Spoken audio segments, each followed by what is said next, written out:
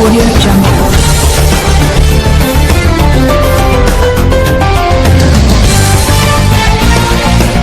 Audio Jungle.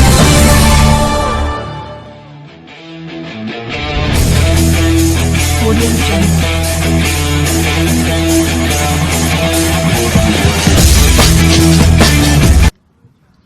In diretta dallo stadio di Carloforte abbiamo il piacere quest'oggi di presentare un personaggio del mondo del calcio davvero molto importante, Vincenzo Pincolini. Ho il piacere di conoscerti, possiamo darci anche del tuo Vincenzo? Assolutamente sì. Intanto benvenuto in Sardegna, ma tu sei un Ti frequentatore ringrazio. assiduo di Carloforte, no? Beh, la Sardegna mi piace molto, ma da quando ho scoperto questa zona della Sardegna, che io dico sempre che è agli antipodi, non solo in senso geografico, della Costa Smeralda, ecco, è della Sardegna che mi piace, e qua sono tornato tante volte e è diventato un po' uno dei luoghi del cuore, ecco. Insomma, per quei pochissimi che magari non ti conoscono, preparatore del Milan per tantissimi Tanti anni, sì, insieme guarda. ad Arrigo Sacchi, poi la nazionale, poi esperienze con la Roma, con l'Inter, poi all'estero, in Ucraina, all'Atletico Madrid, una carriera folgorante. Sì, io ho incominciato a Parma che ero giovanissimo, e per dire erano gli anni dove i preparatori atletici non esistevano, quindi diciamo erano gli anni in cui ci sentiva anche pionieri. Poi a Parma ho conosciuto Arrigo e via, ed è stato tutto un girare, ma io ho alternato, per dire, quando lavoravo al Milan mi interessavo ad esempio di settore giovanile, perché non sono capace di stare in una società senza di cercare di incidere un po' a tutti i livelli, ed è quello che faccio adesso con la nazionale. Noi giriamo con le nazionali, quest'anno mi sto occupando dell'Under 19 dopo aver seguito l'Under 20 al Mondiale, però mi occupo anche di formazioni, vado molto in giro per le società. Qua a Carloforte sono a titolo di amicizia pura con Beppe, il presidente, Beppe Buzzo, ma normalmente comunque frequento società di livello come il Carloforte, mi presentano il settore giovanile, consiglio, parlo con gli istruttori, quindi anche avere contatti con questo tipo di calcio è una cosa che mi è molto familiare e che mi piace molto. Ecco, dopo aver vinto 5 scudetti, 3 Coppe dei Campioni, 2 Supercoppe europee, 2 intercontinentali, un secondo posto, ricordiamo, a USA 94, dove tra l'altro l'accompagnatore era un grandissimo Grande della amico, Sardegna, Gigi Riva. Cosa puoi dire a assolutamente. tutti? Che ho vinto anche uno scudetto in Ucraina, una Supercoppa in Ucraina, e ho lavorato con la nazionale ucraina, che, per dire, sono cose molto recenti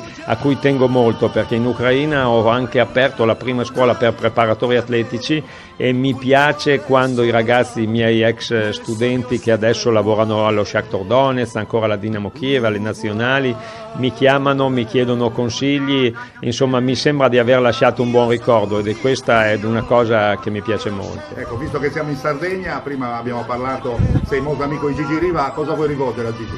Beh, Gigi, la bellezza di Gigi che puoi stare con lui anche un pomeriggio parlando pochissimo di calcio, e questo per un personaggio del suo livello non è così facile. Io credo che poche persone abbiano tenuto i piedi pochi grandi campioni abbiano tenuto i piedi per terra come lui, e sappiano guardare la vita, per dire, con occhi disincantati come i suoi. Io lo dicono tutti, ma veramente sento Gigi, quando lo frequentavo di più, lo sentivo molto più sardo di tanti sardi, e questo penso che per lui sia un complimento grosso. Davvero un grande complimento. Abbiamo parlato anche prima di un altro grande sardo che ha avuto tu chiaramente in nazionale, Gianfranco Zola. Due parole anche su Gianfranco. Beh, Gianfranco Zola era il divertimento puro. Gianfranco Zola in allenamento è uno di quelli che dovrebbe far pagare il biglietto per vedere gli allenamenti. Ha fatto tante cose nelle partite, ma anche in allenamento è quello che bisognerebbe far vedere ai ragazzi. Il divertimento suo negli allenamenti è una delle cose che probabilmente un po' si è perso, si sta perdendo, oppure si rischia di perdere, perché io dico sempre ai ragazzi a qualsiasi livello, parlo di ragazzi che giocano, per dire, in una squadra allievi, piuttosto che ragazzi, per noi sono sempre ragazzi che giocano nelle nazionali più importanti. Guai se in questo mestiere viene a cadere il divertimento, perché calcio è creatività, e la creatività creatività viene quando la mente è un po' sempre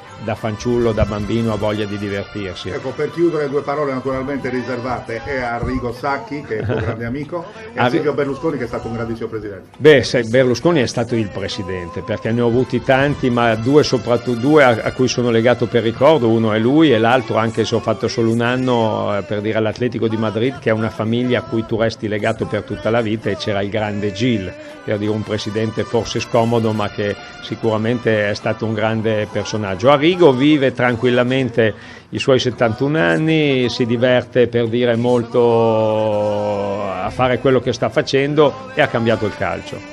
In una stanza di 3 muri tengo il pubblico con me, sull'orlo di un abisso oscuro, col mio track e coi miei kick, e la commedia brillerà del fuoco sacro acceso in me, e parlo in piango e riderò del personaggio che vivrò.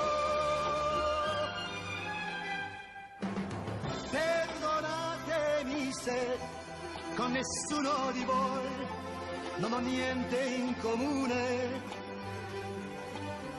Io sono un istrione a cui la scena dà la giusta dimensione.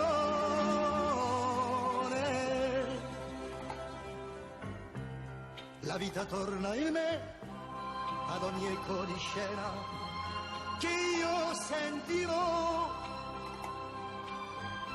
e ancora morirò di gioia e di paura quando il sipario sale,